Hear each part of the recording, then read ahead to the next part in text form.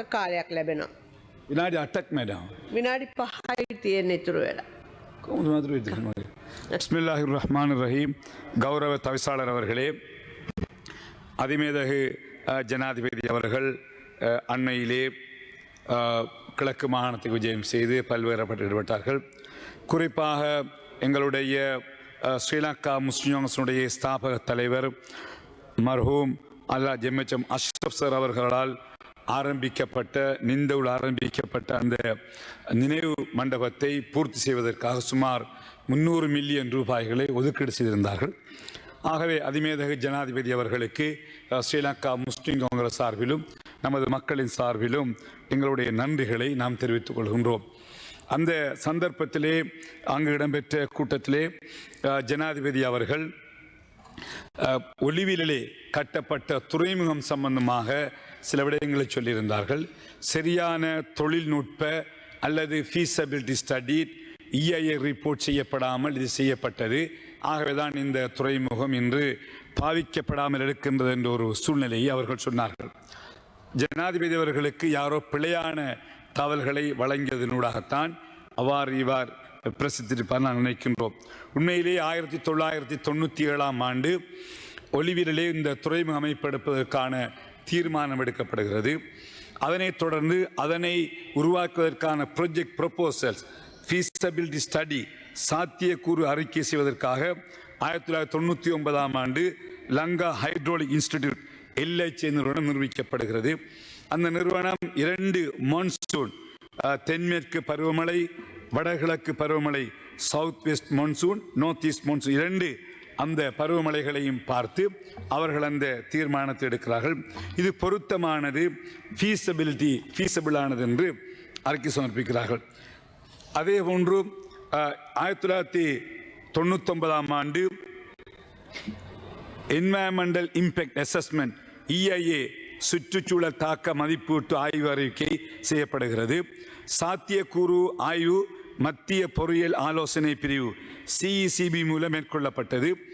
இந்த CECBயினுடைய ஆய்வு அறிக்கையின்படியும் this project is feasible, இது பொருளாதார ரீதியாக சாத்தியமானது, பொருளாதார ரீதியாக நடைமுறைப்படுத்தக்கூடியது என்று அந்த ஃபீஸபிலிட்டி ரிப்போர்ட்டும் பெறப்படுகிறது. 2000 ஆண்டு இந்த ப்ராஜெக்டை செய்வதற்காக வேண்டி economic viable feasible long term basis என்ற அடிப்படையிலே இதை செய்வதற்காக எங்களுடைய அப்போது துறைமுகங்களுக்கு அமைச்சராக இருந்த எமது கட்சியின் தலைவர் மர்ஹூம் அஷ்ரப் சார் அவர்களுடைய வேண்டுகோளின் பேரில் டென்மார்க் அரசாங்கம் வட்டியற்ற இன்ட்ரெஸ்ட் ஃப்ரீ லோன் 43 மில்லியன் யூரோவை வழங்குவதற்கு ஏற்றுக்கொள்கிறார்கள். அந்த தலைவருடைய அதனை அடுத்து எங்களுடைய தலைவர் அகால மரணம் அடைகிறார். அவருக்காக நாங்கள் எல்லோரும் பிரார்த்திக்கின்றோம். அதனைத் தொடர்ந்து 2008ஆம் ஆண்டு டென்மார்க்கை சேர்ந்த NTH ஒட்கார்ட் நிறுவனத்துக்கு கண்டக்ட் வழங்கப்படுகிறது.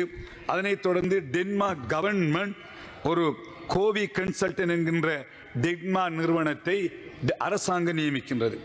அதேபோன்று ஸ்ரீலங்கா போர்ட் அத்தாரிட்டி இலங்கை துறைமுக அதிகார சபையும் அவர்களுடைய பொறியியலாளர்களை கொண்ட டெக்னிக்கல் அண்ட் கன்சல்டன்ட் டீம் ஒன்றை நியமிக்கிறார்கள்.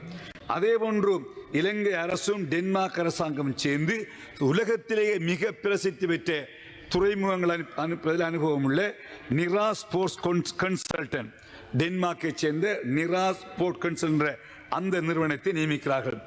இந்த நிறுவனங்கள் எல்லாம் feasibility study சாத்தியக்கூறு அறிக்கைகளை செய்கிறார்கள். Lanka hydraulic institute, central engineering consulting bureau CECB, Denmark கோவி consultant, Sri Lanka port authority technical consultant team, Denmark நிரா ஸ்போர்ட்ஸ் கன்சல்டன்ட் என்கின்ற 5 நிறுவனங்கள், சர்வதேச ரீதியிலே புகழ்பெற்ற 5 நிறுவனங்கள் இதற்கான feasibility டெக்னிக்கல் தொழில்நுட்ப தரவுகளை கண்டு அதன் பின் அவர்கள் செல்கிறார்கள். இந்த நிறுவனங்களின் ஆலோசனைப்படியே இந்த ஒலிவில் ஹார்பர் நியமிக்கப்படுகிறது.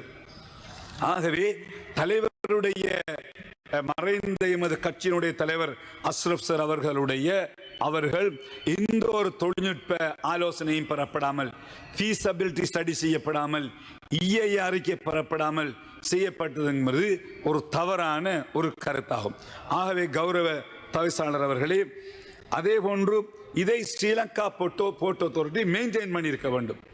இந்த ஹார்பரை கட்டியதன் பின்னர் அவர்கள் மெயின்டைன் பண்ணவில்லை. இன்று நாங்கள் எல்லோரும் ஸ்ரீலங்கா போர்ட் அத்தாரிட்டியுடைய வரி சம்பந்தமான விவாதத்திலே கலந்து கொண்டிருக்கிறோம்.